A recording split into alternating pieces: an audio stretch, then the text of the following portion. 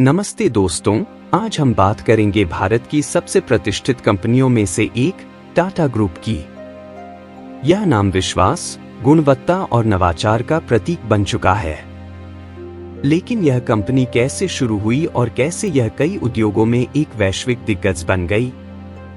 चलिए टाटा ग्रुप के अद्भुत इतिहास और उसकी पृष्ठभूमि पर एक नजर डालते हैं। तो चलिए शुरू करते हैं। टाटा ग्रुप की यात्रा 1868 में शुरू हुई, जब जमशेदजी टाटा ने इसे स्थापित किया। उस समय भारत ब्रिटिश शासन के अधीन था, लेकिन जमशेदजी का सपना था कि भारत भी वैश्विक स्तर पर उद्योगों में अपनी पहचान बनाए। आज टाटा ग्रुप कई उद्योगों में अपनी पहचान बना चुका है और एक विश्व स्तरीय कंपनी बन गया है। टाटा की पहली बड़ी पहल कपड़ा उद्योग में थी। 1877 में जमशेदजी ने नागपुर में इम्प्रेस मिल्स की स्थापना की। उन्होंने आधुनिक मशीनरी का इस्तेमाल किया और औद्योगिक तकनीकों को अपनाया। इसके साथ ही उन्होंने अपने कर्मचारियों की भलाई पर भी ध्यान दिया। उन्होंने छोटी कार्य अवधि, पेंशन और भुगतान की छुट्टियों जैसे लाभ दिए।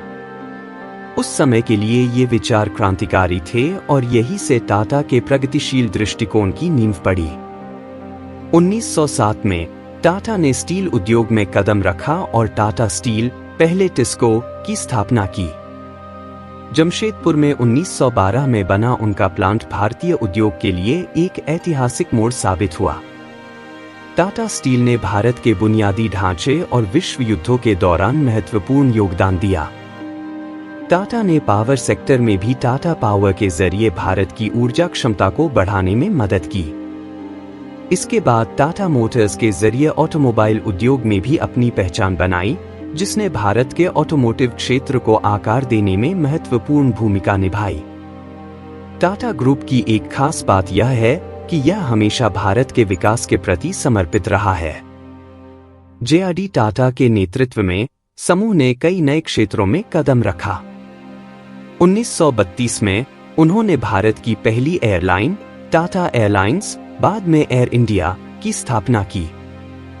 इसके अलावा उन्होंने भारत का पहला luxury hotel Taj Mahal palace hotel Mumbai में स्थापित किया। टाटा का बिजनेस मॉडल केवल लाभ कमाने तक सीमित नहीं था, यह सामाजिक जिम्मेदारी पर आधारित था। टाटा की चैरिटेबल ट्रस्ट्स के जरिए उनके मुनाफे का बड़ा हिस्सा स्वास्थ्य, शिक्षा और ग्रामीण विकास में लगाया जाता है, जिसने लाखों लोगों के जीवन को बेहतर बनाया है। 2000 के दशक की शुरुआत में टाटा ग्रुप ने वैश्विक स्तर पर कई महत्वपूर्ण अधिग्रहण किए। इनमें सबसे प्रमुख थे 2000 में टेटली टी, 2007 में ब्रिटिश स्टील मेकर कोरूस और 2008 में जैगुआर और लैंड रोवर का अधिग्रहण। इन अधिग्रहणों ने टाटा को वैश्विक स्तर पर पहचान दिलाई और दिखाया कि भारतीय उद्यम विश्व स्तर पर कितनी तेजी से उभर रहे हैं। टाटा ग्रुप की एक और खासियत यह है कि यह हमेशा नैतिक मूल्यों के साथ काम करता है। टाटा सन्स, जो समूह की होल्डिंग कंपनी है, का लगभग 66% हिस्सा चैरिटेबल ट्रस्ट्स के पास है। यह संरचना यह सुनिश्चित करती है कि कंपनी के मुनाफे का एक बड़ा हिस्सा शिक्षा, स्वास्थ्य और सामुदायिक विकास जैसे सामाजिक कार्यों में लगाया जाता है, जो टाटा के गहरे सामाजिक जिम्मेदारी के सिद्धांत को दर्शाता है।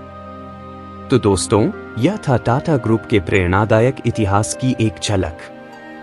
जमशेदजी टाटा के सपने से शुरू होकर यह समूह आज एक वैश्विक साम्राज्य बन चुका है और उसकी विरासत नैतिक व्यवसाय और राष्ट्र निर्माण का एक अद्भुत उदाहरण है।